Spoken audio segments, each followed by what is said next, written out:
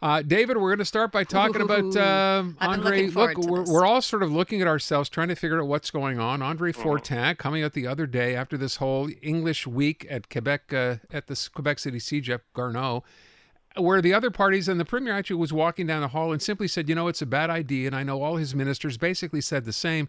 And then along comes Andre Fortin, the liberal, to suggest that they should cancel the event.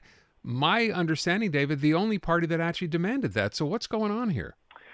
Well, there's a lot of levels to this, and none of it's good. Uh, First of all, when André said this, and I want to preface this by saying I've known André for 10 years. We served together in the Couillard government. André does not improvise or go off the reservation. André is a very disciplined team member. And in this case, when he said those comments about the CJAP in Quebec City, the Garneau CJAP, he was doing a media availability in Quebec City at the National Assembly, and the topic of the availability was healthcare, because he is the official opposition critic in healthcare. Okay.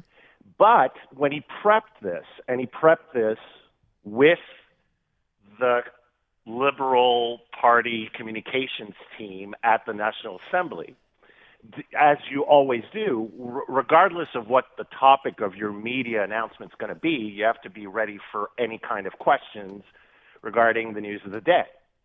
So he was prepped with the party's communications team in Quebec City. That is the leader's communications team. The M&As, when you're in opposition, it's not like when you're a minister. When you're a minister, you have your own communications team. When you're in the opposition, there's only one centralized communications team, and that's the leader's communications.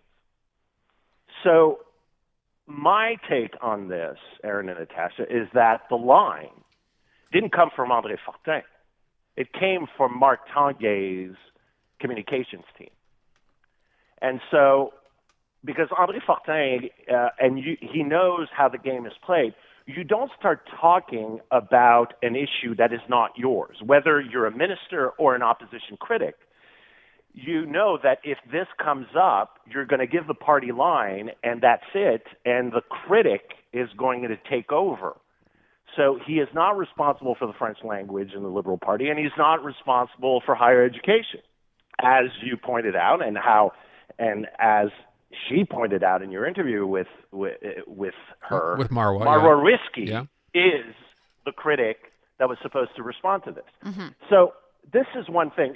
And so, again, I don't think this is André Fortin taking a shot. This is André Fortin being told by the people that were supposed to make sure that everybody was on the same page. But how did this was the line? But then how did Marwa know nothing of it? That's what now, I mean. and there you go. And that's the logical second question after that, Natasha. And what happened also, and this is not the first time. Right now, there is a rift within the Quebec Liberal Party on the whole issue of language, and this is not news. I mean, remember, when you reference Bill 96 and the whole CJAP, and by the way, isn't it funny? Again, we're talking about CJAPs and the Liberals tripping over themselves on a CJAP question. The whole Bill 96 amendment debacle with Hélène David and David Birnbaum, this was not improvised by Hélène David and David Birnbaum. They didn't just wake up one morning and decided on their own, we're going to propose this amendment about CJAPs and propose 3 mandatory French courses in English CJAPs. This came from higher above.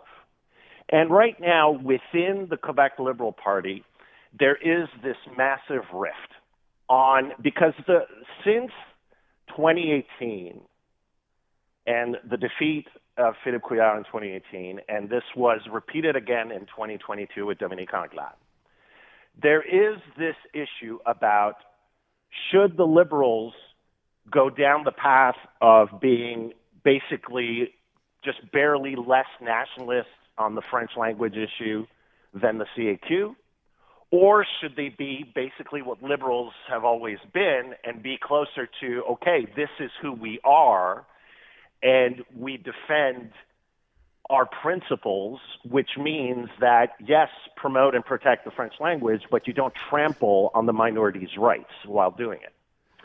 And right now there is this, and I'm going to have to say it, there's still a lot of people who are, I would say, more from this idea of going back to a much more nationalist stance that harken back to the Charest years, who are still very influential in the party, who are very influential with the leader, the current interim leader. Remember, Marc Tanguay got his seat from Jean Charest in 2012. And so I think, I'm not saying it's Jean Charest directly, but there's a lot of people from that era who now are saying, well, to revive the party, and we saw this at the last General Council meeting of the Liberals, where there was a big public, very open fight about which track we should take. And this is being controlled within the leader's office. And Marois, who is more of a federal liberal type liberal, you know, she ran twice for the federal Liberals before she ran provincially in 2018. I'm saying here that Marois was not even put in the loop. That's and not this, okay. again, is not the first time this has happened. Fred Beauchemin and Marc Tanguay, remember a couple of weeks ago on the whole Bank of Canada thing? You remember, Aaron and Natasha, you both told me about, you know, premiers from other provinces.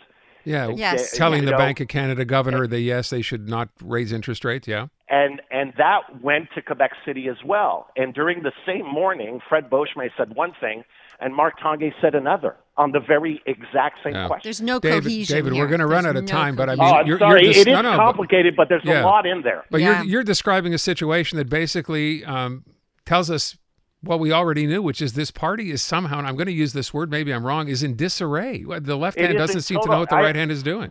I'll go further than you. It's a dumpster fire. Okay. It's a disaster right now because you have people that are don't understand that the party needs to evolve. And again, remember everything that's happening with Marois this week and the columnists and everybody. This is not in a vacuum. This comes the week after, again, these senior party members that are in the background, that are still trying to control the future of the party, that are from another era. They're the ones that brought up Fred Beauchemin last week. And this was the response saying, no, hold on. This is not you. This is not these people that are control the future of the party. The future of the party is more like people like Marois Risky. Yeah, well, no wonder she doesn't want the job right now, though, if she's not getting... And I didn't mean that as a criticism of her. I think it's not okay that she wasn't informed, you know. That she wasn't. And so the thing is that there is, you know, what can I say? And this is not the first time Marc Tanguay has done this. It's weird. The leader's office is just basically managing this on its own, and it's a completely divided caucus. And right now, the party is just a complete mess. David, we have 60 seconds. Give me a minute on Camille Yaoud, the mayor's announcement, and what you think. Well, what I think is I'm going to throw this out to you. First of all, the criticism and not following the public consultations and doing all of this and going back to the base.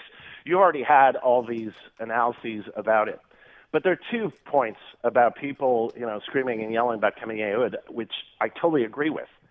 One, this goes back. Remember, this has a direct link to the cities and town municipalities getting out of the original idea of Montreal. Imagine today if Montreal was like it was planned it to be in 2001. There would never be this type of situation because the majority of people would never let a party like Projet Montréal be where it is. And 2, the other point I want to make on this is that all these people that have been complaining, everybody, our listeners, myself, everybody who live in Montreal, again, last 2 elections, less than 35% of people who had the right to vote voted. Yeah. So until people stand up and actually vote when it's time to vote, you're going to have a party like Projet Montréal, which won an election with basically the support of less than 20% of Montrealers who had the right to vote. It's wild. Legitimate in our system. It says it all. But think about that. When you count who voted and the participation rate, they were elected with less than 20% of Montrealers who had the right to vote. So the question is, in 2025, you have to vote. Will they wake up? Yeah. And two, we're going to have to rethink, with everything that's going wrong, what should Montreal really look like? Do we really want to have these demerged cities in the West Island, for example, still demerged? I think that's a question we need to revisit in the future. David, we are out of enough. time. I thank you. Appreciate it. Have a great weekend. We'll talk next week.